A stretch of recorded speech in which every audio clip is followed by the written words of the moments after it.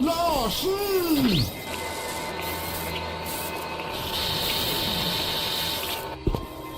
Oh, oh, oh, wake up! Oh, I can't get mine!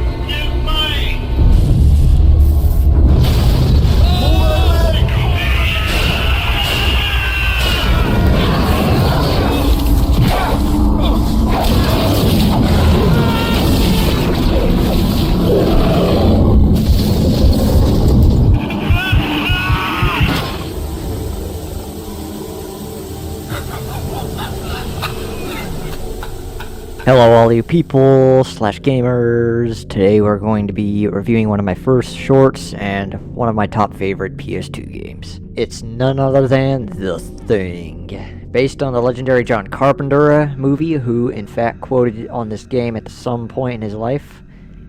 Not sure when he sat down and played this game actually. If you're a PS2 gamer or collector, then this is the game that is just for you, with great quality horror and nightmare fuel for any classic gamer who is just ready for straight-up M-rated violence. I'd put it out there closely akin to that of The Suffering and Silent Hill 2, which were underrated gems at the time of the 2000s, for horror genre, that is. In this game, it's a sort of sequel, they say, to the original John Carpenter movie, or so they say, but the story's a little bit, strange. I'll get to that in a bit. As it had greater commercial success than the movie, surprisingly, for an 80s movie. I never even knew that at the time. But originally made by Black Label Games, now renewed as Vivendi Games, I guess that's how you pronounce it. Very creative name, though, which was in the works for a sequel, but never actually made the cut. One thing's for certain is that they were going to make a sequel for the video game itself, or even originally the movie, but instead we get a remake of the movie and a remake of the game, which was probably, not really necessary. Maybe for the video game it was, but the movie, that's a no-no. So let's dive right into this game. Is the game's story any good, or is it mid? Well, for starters, we start off where the game begins where the movie left off, with the U.S. Special Forces moving into the U.S. Arctic base with Captain J.F. Blake as the game's protagonist. Moving into the base, this is where the movie's original characters resided in, but as you can tell, it has been completely deserted and devastated by 40-degree weather. Now, this is the really cool part in the game. You get to discover MacReady's tape recorder that survived in the wreckage of the explosion after battling up against the Blair thing. Don't know how voice recorders even could survive an explosion so massive on a large-scale level like that, but apparently 80s technology was just that advanced or bulletproof. I'm gonna hide this tape when I'm finished. If none of us make it, at least there'll be some kind of a record. The storm's been hitting us pretty hard now for 48 hours. We still have nothing to go on. One other thing. I think it rips through your clothes when it takes you over. Windows found some shredded long johns, but the name tag was missing. They could be anybody's. We're all very tired. There's nothing else I can do. Just wait. R.J. MacReady, helicopter pilot, U.S. Outpost North 31. Speaking of which, after encountering Blair's cabin, you get into a scene in the game where you discover the UFO in the basement under Blair's cabin that he attempted to build, but the Bravo team isn't quite aware of this and just chalks it down to Area 51 mumbo-jumbo. Yeah, we're not alone in the universe and all that crap. Check it out and move on. The team then discovers the remains of the Thing's handiwork, or rather carnage work, with many of your team in a frightened state due to the sight of this. We also come across, as well as the body of Childs from the movie, who has unfortunately passed away and died of extreme hypothermia. MacReady, however, is nowhere to be found, so we have yet to find out whether he is a Thing, or he escaped, or if he's deep within the continent of Antarctica, also dead due to hypothermia. Much of the evidence they find traces the Thing's previous presence at the base. However, that is all swept away by Blake being ordered to blow away the entire base with C4 explosives. Apparently there is something bigger at play here, which is very odd. In the rest of the story, you are ordered to travel to the Norwegian base that is destroyed in the snow, with you having to turn off the voltage fence blocking your pathway to your destination. Even though you could literally just walk around it if you look a little more closely at the pathway in front of you. But yeah, no, it's a game without physics, so, you know, logic. You then find your way to the next crew of men you encounter without any hostiles nearby, quote unquote. Negative. No hostiles. Of course, you must improve your trust with your team members, as is significant in the game. Looking around for codes, you find ways into pathways. Next, you find some dead bodies. Then you meet up with one of your team members named Cruz, who is found near the icebox from the movie that the Thing resided in. But then you encounter some hostiles on your way out.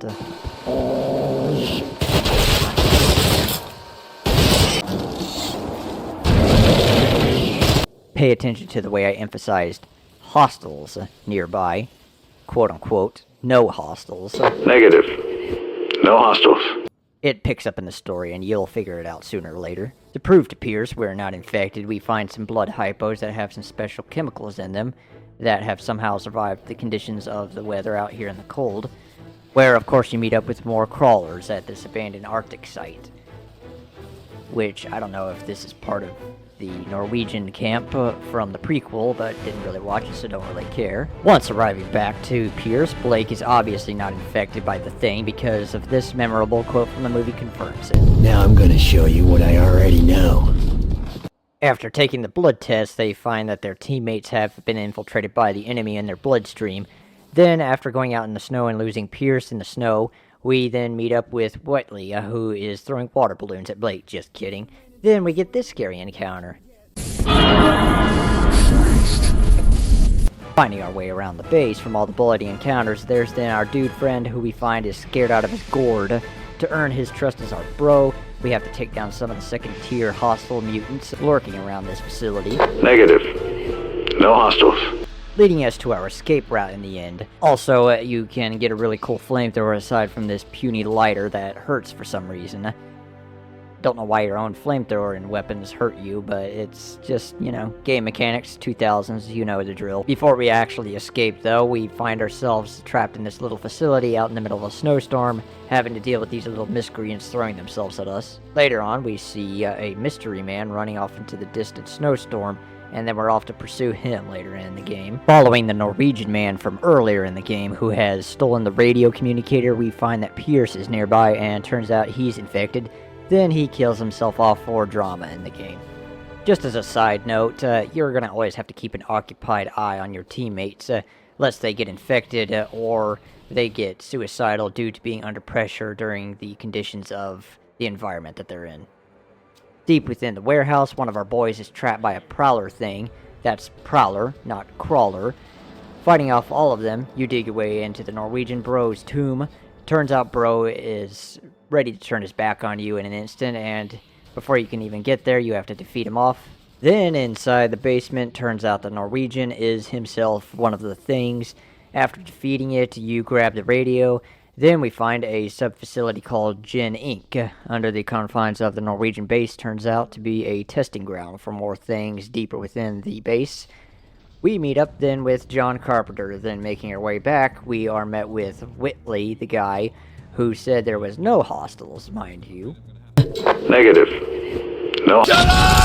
Turns out he's after the Thing for world fame and a Nobel Peace Prize. He's also infected with the Thing virus, which is better known as the Cloud virus, they call it, who is soon to be our next boss battle, later in the game, that is. Searching our way through the labs, which is now infected with things by Whitley. After the game decides that John Carpenter has used up too much screen time, Blake then discovers that his DNA is resistant to the Thing, or known as the Cloud virus. Another deep journey within the level, we are then met with an encounter of another boss battle, which I have to say is a little difficult to fight in a small space like this, but on the other hand, you can find a cheat to avoid this creature directly. Whitley left a present for Blake behind, ready to go off, so we end up escaping on an elevator while bro decides to stay back and chill. During all of that, Blake seeks out to thwart Jennings' plan to spread the Cloud virus around the world, stopping the shipment of the virus from spreading by sniping every plane out of commission and shooting up every gamer that comes across. In the mix of it all, we end up battling a ceiling monster that's a giant poking tentacle that sticks its needle up your butt, but Nevertheless, we are able to take it down with a few grenades here and there, and quite honestly, it's probably the most frustrating boss I've ever had to fight. At the end of it all, Blake has the facility blown to bits, seeks out Whitley to destroy his hemorrhoid infection, then we get into a chopper to shoot him down from there, and then we get this cool cameo in the chopper with Kurt Russell, McCready. Then that's the end. Wow, what a game, right? So, let's get into this. The story, I would say, it's a bit mid, but before I can get into that in full context, the game is very well made with great action play, as we can tell, and much weaponry at your disposal.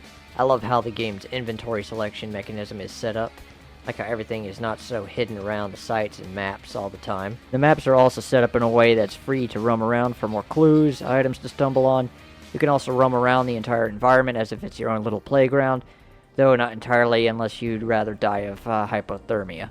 And as for the story, well, I would say that the story, it's good, but it's not great, but it's good, if that makes sense.